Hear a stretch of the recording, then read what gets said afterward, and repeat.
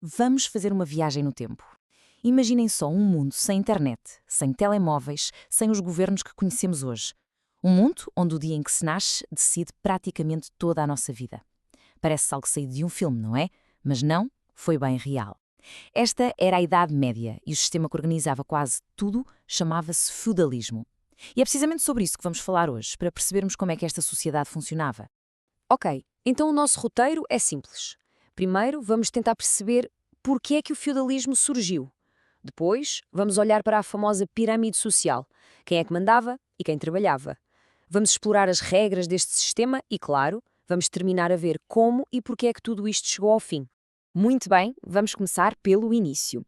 A grande questão é: por que é que surgiu o feudalismo? O que é que aconteceu para ser preciso um sistema como este? Bem, a resposta está num período de enorme confusão e instabilidade na Europa. Pensem nisto. O grande Império Romano tinha caído. De repente não havia um governo central forte, não havia exércitos organizados para proteger as fronteiras. O resultado? Caos. Invasões por todo o lado. As pessoas viviam com medo, sem saber a quem recorrer. A prioridade número 1 era, simplesmente, segurança. E foi desta necessidade básica de proteção que nasceu uma solução. Uma nova forma de organizar a sociedade. E essa solução foi o feudalismo. No fundo, era um grande acordo, um pacto. Funcionava assim: os senhores mais poderosos, que tinham muitas terras, ofereciam proteção com os seus soldados. Em troca, as pessoas que precisavam dessa proteção ofereciam o seu trabalho e a sua lealdade. A terra era basicamente a fonte de todo o poder. E a lealdade? Bem, a lealdade era a cola que impedia que tudo se desmoronasse. Esta nova ordem social tinha uma forma muito clara, muito rígida. É tão visual que a melhor maneira de a descrever é como uma pirâmide. E a palavra que define esta pirâmide é rigidez. Não havia cá subir na vida. Se uma pessoa nascia serva, era quase certo que morreria serva. Se nascia nobre, o futuro estava garantido. A chamada mobilidade social, essa ideia de melhorar a nossa condição, simplesmente não existia para a maioria. O destino de cada um estava basicamente selado à nascença. Vamos então ver como é que esta pirâmide se dividia. Lá no topo de tudo, o rei. Teoricamente, o dono de tudo. Logo abaixo dele, um grupo muito poderoso. A alta nobreza e o alto clero. Os grandes senhores da terra. Um degrau abaixo, temos os cavaleiros, os guerreiros profissionais. E lá embaixo, na base, a segurar todo este peso, estavam os servos. E não era um grupo pequeno. Era a esmagadora maioria da população. Ok, agora vamos fazer um zoom in nos andares de cima da pirâmide.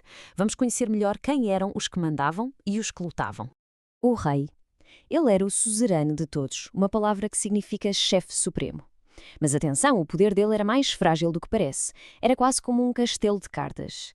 Ele precisava desesperadamente da lealdade e do apoio militar dos grandes nobres. Se esses nobres se virassem contra ele, bem, o poder do rei podia desaparecer de um dia para o outro. Os verdadeiros chefes locais eram os nobres, os duques, os condes. Nos seus territórios, os feudos, eles é que mandavam. Tinham os seus próprios tribunais, cobravam os seus impostos. Eram como mini-reis.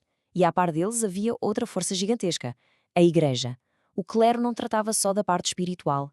A Igreja era um poder económico brutal. Chegou a ser dona de 1/3 de todas as terras da Europa. E ainda cobrava o dízimo, que era um imposto de 10% sobre tudo o que se produzia. E quem é que defendia estas terras todas? Os cavaleiros. Mas ninguém nascia cavaleiro. Era uma longa carreira. Começava-se em criança, como pajem, a aprender as regras e a treinar. Depois passava-se a escudeiro, que era o assistente de um cavaleiro a sério e ia para batalhas a sério. Só depois de muitos anos e de provar muita coragem é que se era finalmente nomeado cavaleiro. Um soldado de elite, leal a um senhor. Já vimos como era a vida no topo, mas agora vamos descer. Vamos até à base da pirâmide para ver como viviam os servos, ou seja, a grande maioria da população. É muito importante perceber isto. Um servo não era um escravo. Ninguém era dono da pessoa dele. A grande diferença é que o servo estava preso, mas à terra. Eles não podiam simplesmente fazer as malas e ir embora. Se o senhor vendesse as terras, os servos que lá viviam e trabalhavam, iam junto no pacote. A liberdade deles era, na prática, quase nenhuma. Este quadro aqui mostra o contraste brutal. De um lado, o senhor feudal, a viver num castelo fortificado, preocupado com a guerra e a administração das suas terras. Do outro, o servo numa cabana simples, com um trabalho de agricultura de sol a sol, completamente exaustivo. A liberdade para um era quase total, para o outro era estar preso àquele pedaço de terra para sempre. Eram de facto dois universos a viver lado a lado. Então, como é que isto tudo se aguentava? O que impedia o sistema de ruir? Bem, havia regras, um conjunto de direitos e deveres muito claros, quase como um contrato que ligava toda a gente. Entre os nobres, a relação mais importante era a vassalagem. Basicamente, era um contrato sagrado de lealdade. O vassalo, que era um nobre com menos poder, jurava lutar pelo seu suzerano, um nobre mais poderoso. E o que é que recebia em troca deste juramento? Terras. Recebia um feudo para administrar. Toda a estrutura política da Idade Média assentava nesta teia de juramentos de lealdade. E para os servos, o contrato deles era pago com muito trabalho e muitos impostos. Havia a corveia, que era trabalhar de graça uns dias por semana nas terras do senhor. Depois, a talha, uma parte do que eles produziam nas suas próprias hortas tinha que ser entregue ao senhor. E, por fim, as banalidades, que eram taxas que tinham de pagar por usar as infraestruturas do senhor, como o moinho ou o forno. Basicamente, quase tudo era motivo para pagar um imposto. Mas, como tudo na história, nada dura para sempre. O mundo medieval começou a mudar e o feudalismo, que tinha dominado a Europa durante séculos, começou a perder força. Vamos ver o que levou ao fim desta era. É importante perceber que o feudalismo não acabou de um dia para o outro. Foi um processo lento, gradual. O mundo estava a mudar à volta dele e o sistema simplesmente não se conseguiu adaptar. Foi como um edifício antigo que começa a ganhar rachas por todo o lado até que, eventualmente, deixa de ser seguro. Então, que rachas foram essas? Bem, foram várias coisas a acontecer ao mesmo tempo. As cidades e o comércio começaram a renascer. E de repente o dinheiro passou a ser mais importante do que a posse da terra. Depois um desastre terrível, a peste negra, que matou imensa gente.